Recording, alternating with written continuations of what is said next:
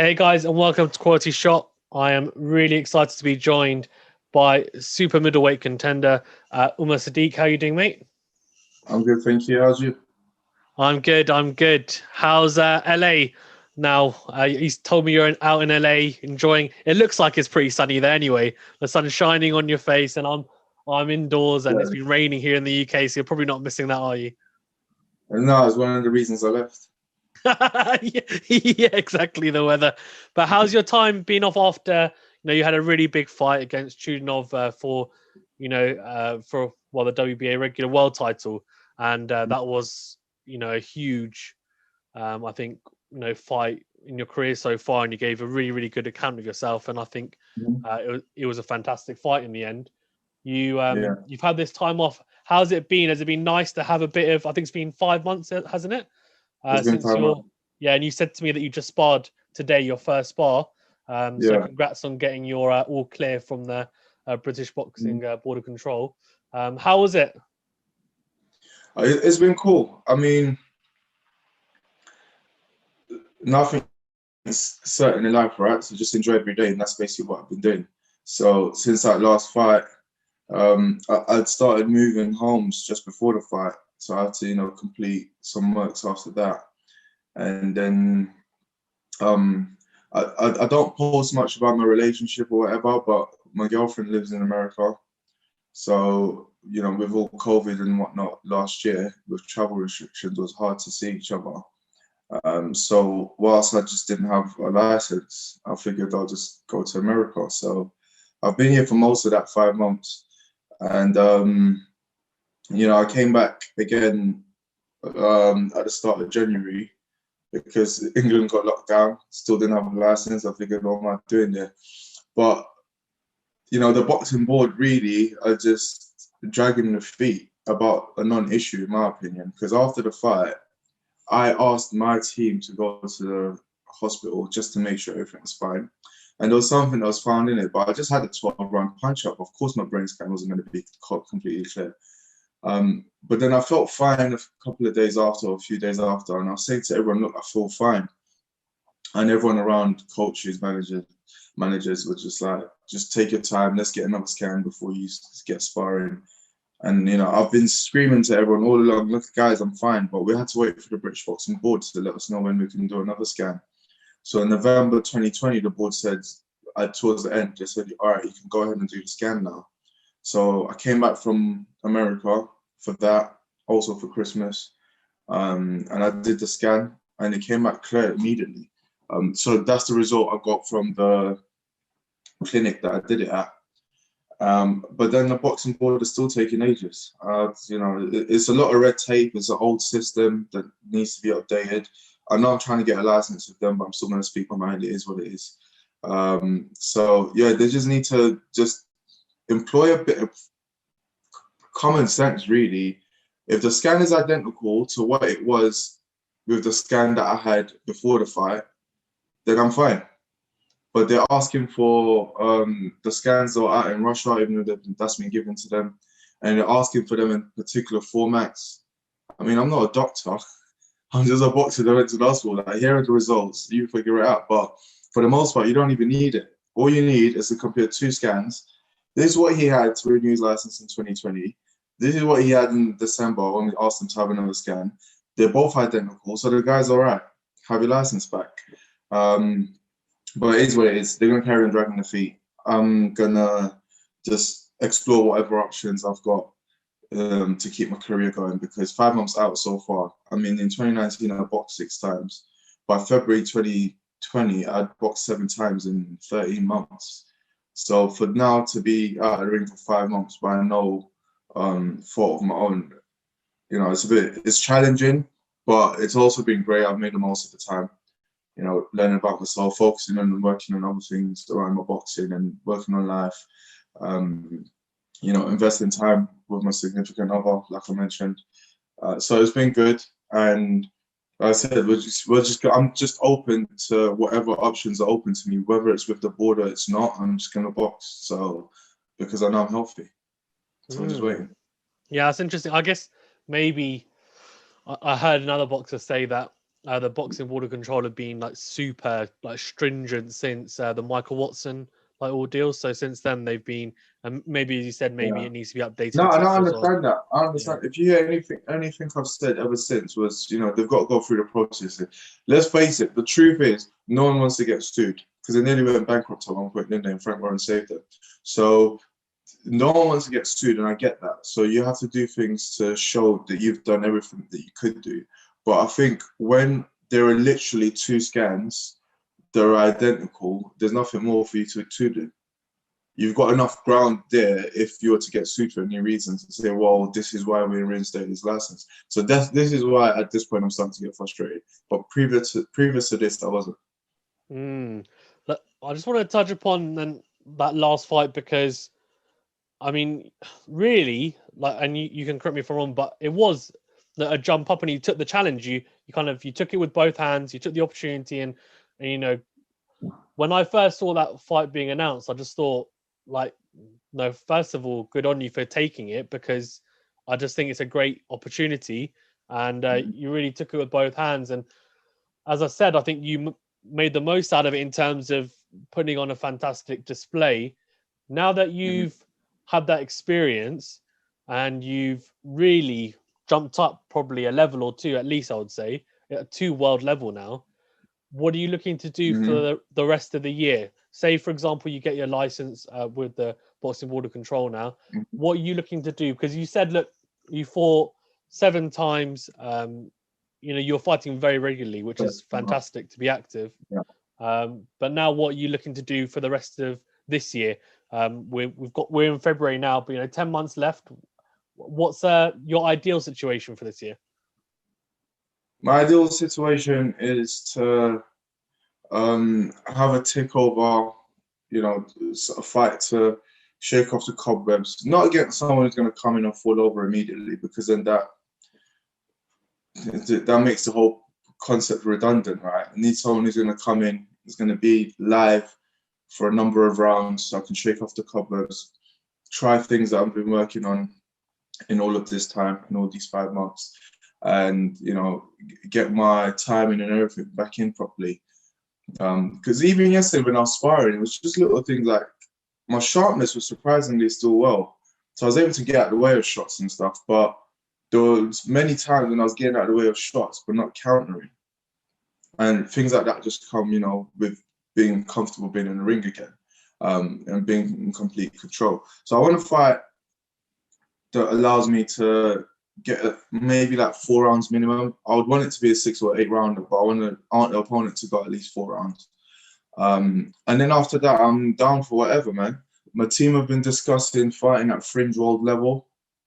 I jumped to world level and I could have got the win, but admittedly, it wasn't against one of the top world champions. So, fringe world level, sort of like European or something along those lines, or an interim belt of some sort. Those would be the type of fights that would interest me right now. That being said, though, boxing's also a business. So if there's money offered to me somewhere else, then I'll take it.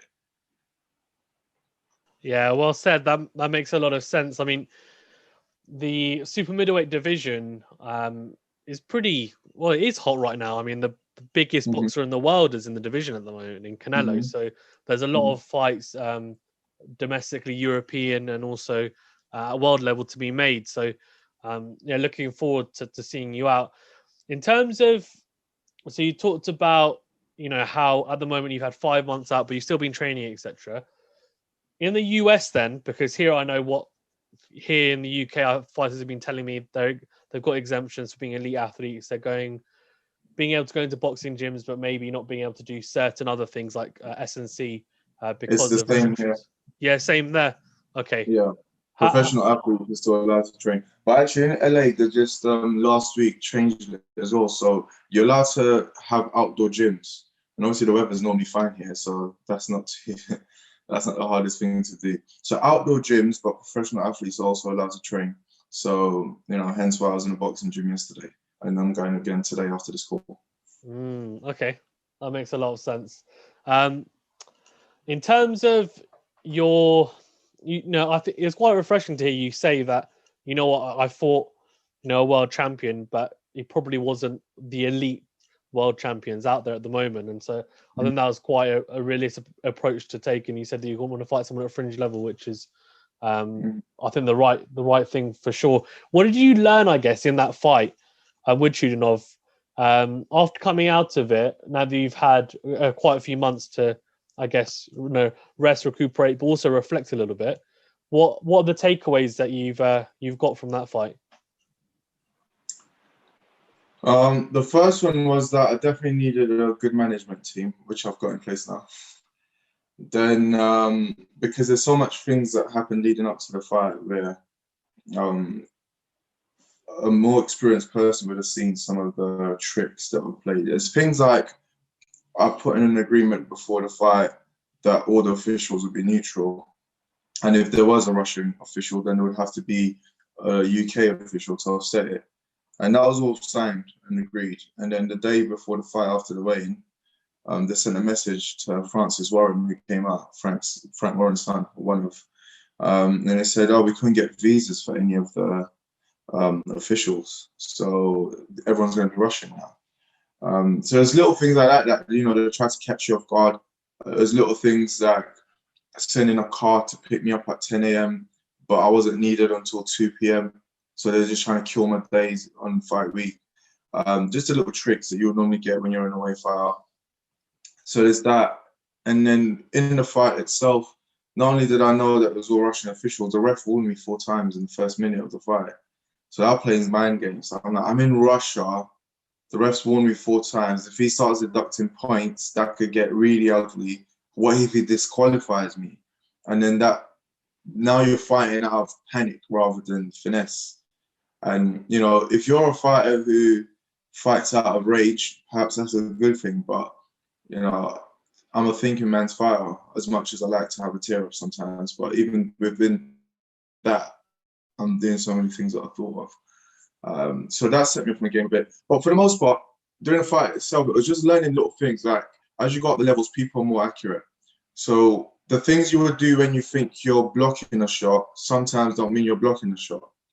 There were times when I'll see a left hook coming, for example, or right hook actually happened quite a lot.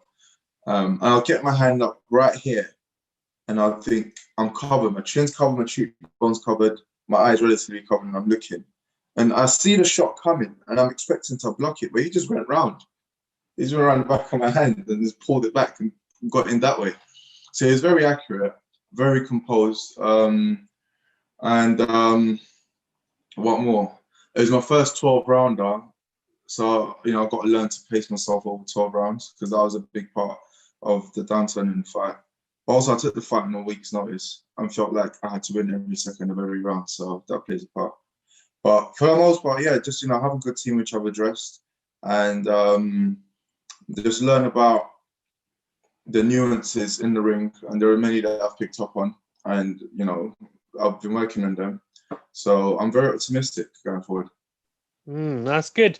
You come across, and again, correct me if I'm wrong, but you come across as someone who wants to be a bit of a sponge. And I've noticed this with a lot of fighters that when you have a fight or when you're training, you really just soak up everything that you're learning or try to learn and then take it on board. But you're a bit harsh with yourself. You're saying that, I didn't. What are the positives from that fight? Because you told me about a lot of things that you took from it in terms of learning going forward. But what did you think after that? Actually, you know what? I did that quite well, and I found something in myself that maybe I thought I didn't have. You know what? Actually, I'll tell you. All right. So first thing is, I know I could do 12 rounds, but I knew that anyway. It was mostly confirmation for a lot of stuff. A lot of people say going out and fighting abroad in a place like Russia is a lot of pressure. I deal with pressure really good. I dealt with that fine.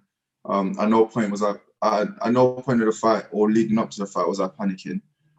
If anything, the only pressure I had was when the refs warned me 4 times in the first minute, and that was a real thing, because then it's just like, well, how many more times is he going to warn me in the next 12 rounds before he starts taking points off? But yeah, I learned all those things. But I've got this thing about me. Anyone who's trained with me will tell you or will testify that I'm an animal in the gym when I get going. and I have unreal fitness. This I believe is God given, and to take a fight in a week's notice and go 12 rounds against a world champion. But there's a saying I always have, and I say I'm willing to go there. So I always say to people I train with, it's not that I'm fitter than you, it's that I'm willing to go there. And I've had people ask me, where is there? And I say, I don't know where there is, but I'm willing to go. And it's my way of saying I'm willing to continue to go until my body crashes, until I have no more to give. And I did that in that fight. I finally know where there is now. I finally know what it feels like to be approaching there. And that's going to guide me, because then it means in future fights, I'm going to dig in even more, because I know what it feels like when I'm about to get over to that point, and I can manage that. So there are a lot of good things, and I don't want to say too much, because I've said a lot already, because obviously future opponents might be watching this or whatever. Your channel's probably going to grow, and going to have millions of views. yeah. I think I had it's okay. I've had a few decent people on so far, so I've been lucky. I'm grateful to have it. But not many actually in the super middleweight. So we'll see. We'll see if I get some more on. But luckily, no tactical advice from you or tactical plans. So that's fine. In terms of future plans, then, of course, you're going to be taking one fight at a time. But and I'm assuming world champions going to be something that you're going to tell me. But in terms of your career, do you have like a set number of things or a tick list where you think this is what I want to do X, Y, and Z? Like, for example, I want to become world champion, or I want to fight at, I don't know, MSG. Do you have those types of goals, or is it just take it as it comes? A bit of both. Because when I first turned pro, I had all these plans. And actually, had I won that fight against Chudinov, that would have solidified the first main plan, which was be a world champion in 3 years. So I'd have been a version of a world champion in 3 years. That didn't quite happen. And a few other things have happened in my career that haven't gone according to plan. But that's a rule of life. We plan as best as we can based on the information that we have available to us and the decision-making ability that we have. But we also have to accept that all plans need to be flexible, because we don't know everything and we aren't individually the best decision makers. So with that being said, though, I would love to be an undisputed super middleweight champion, and perhaps someday box in the light heavyweight division. And I used to say that more solidly, but I actually genuinely find it hard to put on weight and keep it. Yeah, so we'll see over time, maybe with age it might become easier, I don't know. So we'll see. But I would love to become the undisputed super middleweight champion of the world, and then go on to unify in the light heavyweight division. I would love to box in Vegas, headline in Vegas, headline in LA, because it's fastly becoming home now. I'd love to headline in London as well. The O2, I'd love to headline in, because it's in Southeast London, but it kind of feels like East London to me because it's so close. And obviously I grew up in East London. So I'd love to headline in O2, Staples Center, MGM Grand, T-Mobile Arena, and the rest I'm just open to. I just want to be in really good, big fights, exciting fights. Every time I get in the ring, it's always exciting, win or lose. And, anyone who's watched me fight can attest to that. So, I just want to continue to grow, develop, deliver great value, win my fights, put myself in great positions. Caleb Plant, IBF super middleweight champion, boxed recently against Caleb Trax. On that performance that he put on that night, I believe I would have beat him.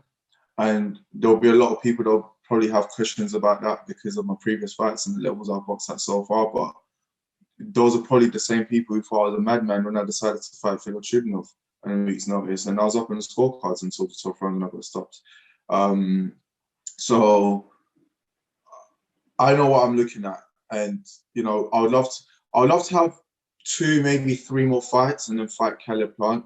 Understandably, he's looking at Canelo and all the big names there.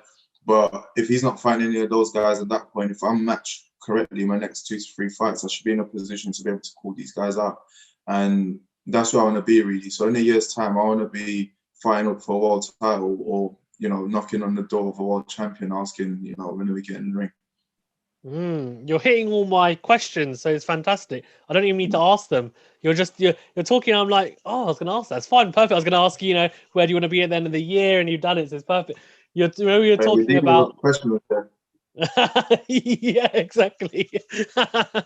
When we were talking about when you said about putting on weight or not being able to put on much weight, I was thinking to myself, I was like, I wish that was me. I wish that's Yeah. me. No, don't get me wrong. I mean, if I stayed at home and did nothing, I'll definitely put Yeah, on a lot of weight. But I'm just a bit of a gym rat. yeah, I enjoy working out as a lifestyle. I enjoy being healthy as a lifestyle.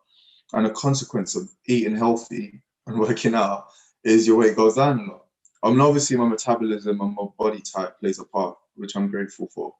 But I'm sure there are training methods that can be employed to help me put on weight, maybe some weights or some shit, you know. yeah. So, Yeah, because you're 6'4", so I was going to it's ask great. you about. Well, actually, maybe, yeah, the argument for that. I'm 6'3.5", so I can be 6'3" or 6'4". Yeah. Yeah, but BoxRec says 6'4", so it's fine. You can say Oh, it 6'4", does, does it? yeah, makes you seem taller. Yeah. But yeah, I think the 6'3", 6'4", either way, I think you wouldn't expect to see many 6'3", 6'4" super middleweights. So I think that's You do definitely now. You do nowadays. We've got do you think? David Benavidez, Alan Yeah, true. Smith. True, There's a bunch actually. of we've got 6'4" super welterweights now as well. Yeah, we do. Well, we've got like who's that guy? What's his I name? forgot his name. Fundora, But Sebastian yeah, Fundora. yeah. Yeah, the towering inferno. He's huge, and he's a super welterweight. Hamza Shiraz is Yeah. pretty big as well. But yeah, Mm. before we wrap up, actually, I have a few questions regarding predictions. Actually, for a couple of fights that Okay. are either going to be, are either hopefully going to be made or are made. Hmm. If that's all right. Okay, let's go. Yeah. Okay. First one is Canelo versus Billy Joe Saunders.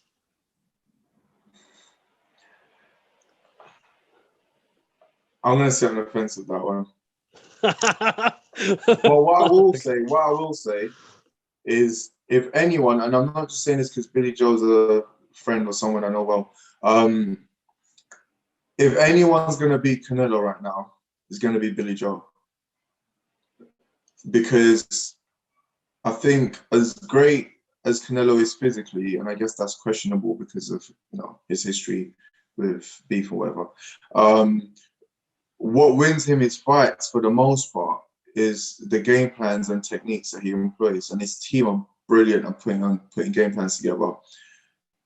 But then Billy Joe Saunders, speaking to him, is one of the best boxing brains I know. Genuinely, he's one of the best boxing brains I know. So that's what makes it very hard to pick a winner out of that fight. But if anyone's going to beat Canelo, it's going to be Billy Joe. Okay. Nice. Caleb Plant, you mentioned against David Benavidez. Benavidez. Yeah, just too big, too strong. I don't want to give anything away because I love to fight him someday, but I think similar reasons to why I would beat him as well. Okay, yeah, that's fair enough. Beterbiev versus Bivol. I'm going to say Beterbiev only because Bivol's really small. Yeah, I mean, he's got great form and great power and all that, but then so is Beterbiev. And Beterbiev's just the bigger version of what Bivol is, really. That's fair enough. Well, they always say, what was it? The old cliche, good big and beats a good little one, isn't it? Exactly. Yeah. How about Terence Crawford versus Errol Spence? That's another pick 'em, innit? That's another pick 'em. It's just that I think the game plan wins the fight. The game plan wins the fight that night. Because Terence Crawford also he tends to start slow. And then, he picks up momentum as the fight goes on and then gets in his rhythm. But Errol Spence is a banger. So if you allow Errol Spence to start fast with you, he can get you out of there. So if I am going to have to pick, I would say Errol Spence can either get Crawford out of there early, and if he doesn't, but he's put a lot of damage on Crawford in the process of not stopping him in the early parts, he can still go into a late stoppage. or let a decision win.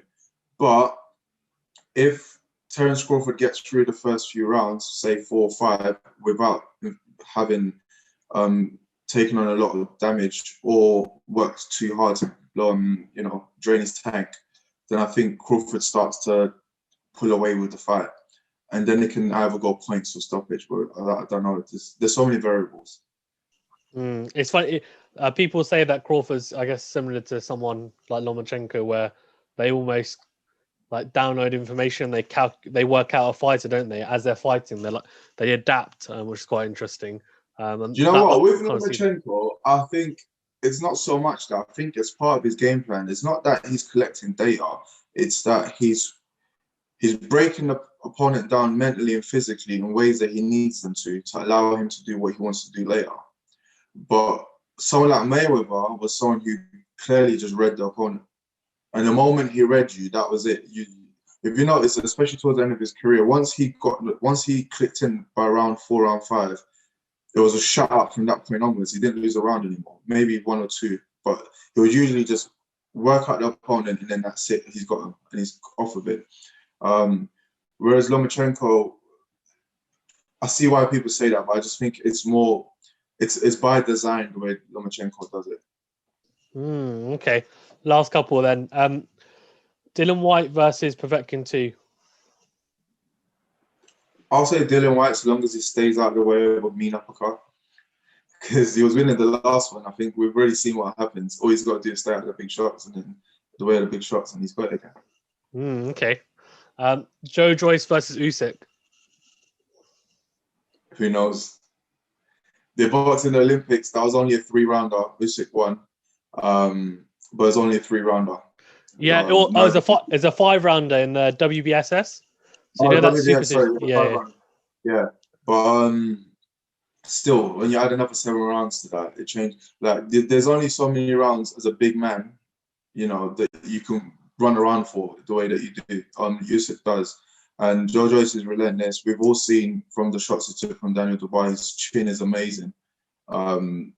So it's unlikely that Usyk's going to hit him and stop him, with one single shot. Maybe it might hurt him at times, but he will recover and he'll keep coming. So it's going to be interesting to see how Usyk copes with it, because Derek Chisora put a lot of pressure on Usyk, but a lot of it wasn't as refined as what I think Joe Joyce would be doing. Joe Joyce, he looks very basic in what he does, but when you look from a macro level, but when you look carefully, he's actually quite brilliant. By no accident, he's achieved all the things he's achieved. So that was a very close fight. And I think what we will learn from that fight is how good exactly Joe Joyce is in terms of being competitive against world champions.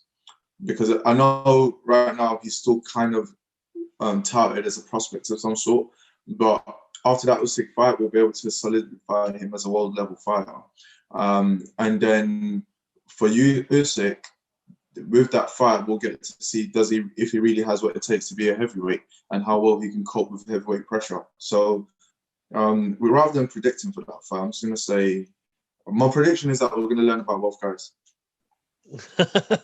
You broke it down really well, so I might have to take this clip, and then when the fight it's supposed to be slated for April, so I might have to take this clip and then use it as my preview for tactical breakdown. No, that's really good. And then the last one then, the big one that everyone's talking about, AJ versus Fury. Who do you pick for that? I'm going to sit on the fence with this one. I'll rather You'd rather not comment? Okay, yeah. Fair enough. It's got nothing to do with your Nigerian roots, has it?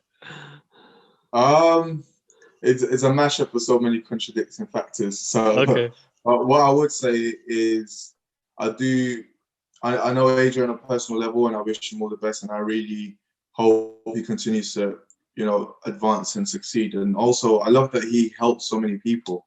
Doesn't speak about it, but he helps so many people around him. He's a good guy, deserves all the good, and it'll be great for him to go out, and clear up the division. So yeah, let's see what happens. You've been very diplomatic with your answers, so I'm sure you haven't upset anyone with the predictions. No, thank you very much again for being on. I know you've got training, so I don't want to hold you up too long. But let's catch up actually, if that's okay with you. Maybe when you get a fight date sorted, or maybe after your next fight. But I'm glad that you're enjoying the sunshine in LA. I am very jealous of it. So hopefully I'll be able to experience some of that at some point. Life is about decisions, man. I've just made decisions that allow me to be here. That's all. And also by the blessing of God. But yeah, that said, yeah, sure. Just shoot me a message whenever that you did for this time, and then we'll take it from there. Fantastic. Sounds great. Have a good one, mate. Enjoy training, and yeah, we'll catch up soon. Thanks, mate. Thanks. And also, anyone who's been watching this far, Top Boxer Sadiq, Twitter, Instagram, follow the journey. Let's get cracking. Exactly. Yes. Yes. Please do follow his. I'll put your Instagram handle in the description as well. Nice. All right, man. Take care. Yeah. Thanks. Bye.